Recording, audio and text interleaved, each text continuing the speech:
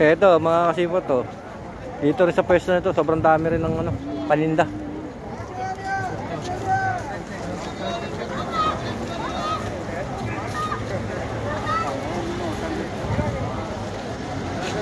Yan, daming tinda oh.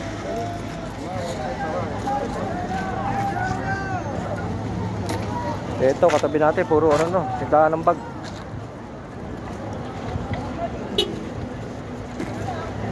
Wala na pili kuya. Yes, kabayan, tumitingin din ng bag eh. Yan oh, katulad dito pag nagutom ka oh. Bili ka na ng ano, ng inihaw na mais. Parisa mo na lang ng ano yan, ng soft drinks. Ayos na, solve ka na. Yan, dami tao na doon oh.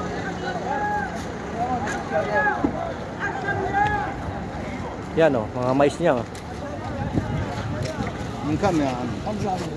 Oh, 5 real daw. 5 real isang piraso ng mais. Masarap din sana yung inihaw na mais. Ang problema pag kinain mo, marami ka ng ano, marami kang tinga, kulay itim pa. Kaya minsan nakakailang kumain ng ganyan eh. Okay na lang din yung nilaga eh. Magmumug ka lang, tanggal na eh. Yan, kasi ano eh, parang namamantsa sa ngipin, di ba? Mais na ano, inihaw. Pero masarap siya. Yun na nga lang, kailangan pag ganon, aanin mo na. Kailangan matagang magtutbrush tapos. Ito, anong bag to? Ito yung mga ganito yung mga nauuso ngayon sa Pilipinas. Yung maliliit lang, no? Diba?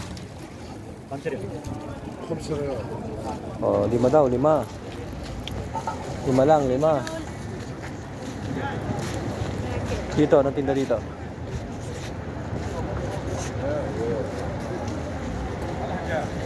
Yan, tapos sa kabila yun meron, no?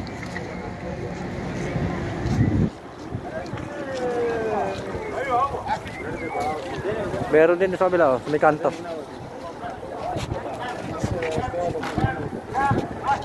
Ito, kasalubong na tayo, kaso against the light. Maaraw na, maano yung sa araw. Nung araw, itong pwesto nito, daming paninda dito eh. Ngayon, kumonti na siya, oh. Hindi katulad ng araw, tambak-tambak dito, yung pwestuhan na to. Kaso lang, ang problema, ito naman pwesto, mataas ang ano, itong pwesto na to, mataas magpresyo.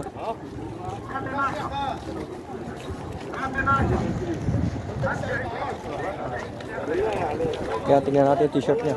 Parang t-shirt ba to? Long sleeve. Ah, long sleeve.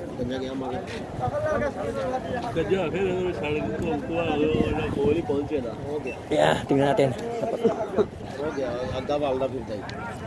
Ah, tiger siya. Ganda eh, no?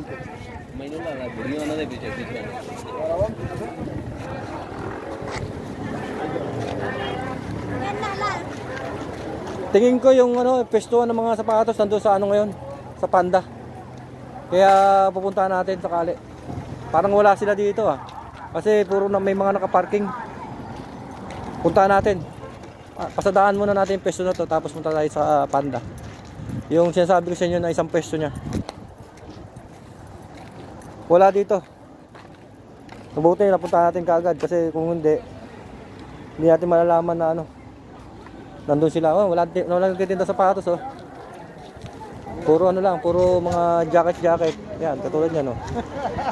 Mga paborito ng mga ibang lahi. So yung parang style Amerikana siya.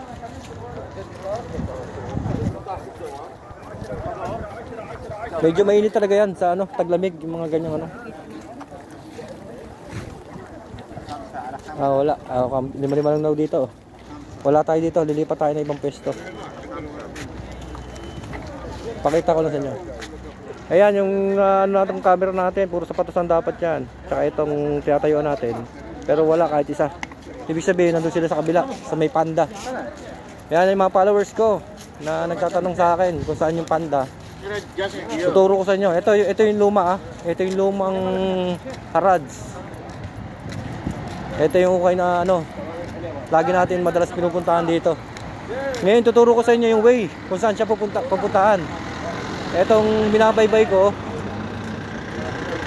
Oh, okay, sandali lang ha. Baka masagi tayo.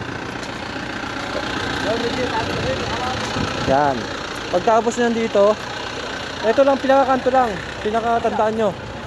Itong kanto na to dito sa may ukay-ukay na to. Dito lang sa may kaliwa. Tuturo ko sa inyo. Tumbok niya talaga to.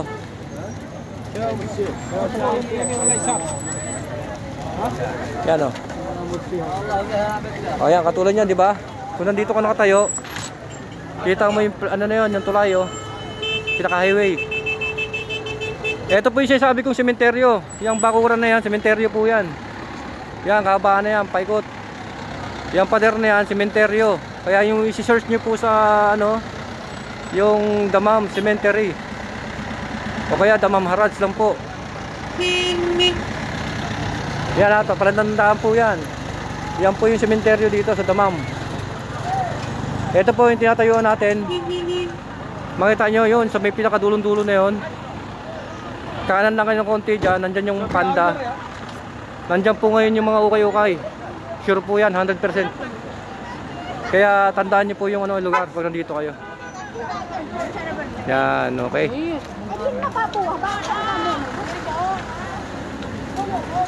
Kaya nga, dito sa kabila. Yan, o. Ulitin natin ha. Yun, sa may dulo doon. Yan, pinakadulo. Yun na po yun, may panda na yan doon sa dulo. Yan, ikot tayo ulit. Dito naman, sa kabila. Ayun, yung mga tulay sa highway oh. O, itong bakod. Ayan, sementeryo po ha. Tandaan nyo po, mga kasipat. Sementeryo po yan. Yan, kung magtatanong kayo sa mga taxi, magta-taxi kayo, sabihin nyo na sa Damam Harads. Alam na po yan. O kaya hindi naman nila alam, sabihin nyo yung ano, search nyo lang yung itong sementeryo na to. Alam na po yan. Yan, okay. Puntahan na po natin mga ano, pwesto ng sapatos. Thank you for watching. God bless po. Salamat.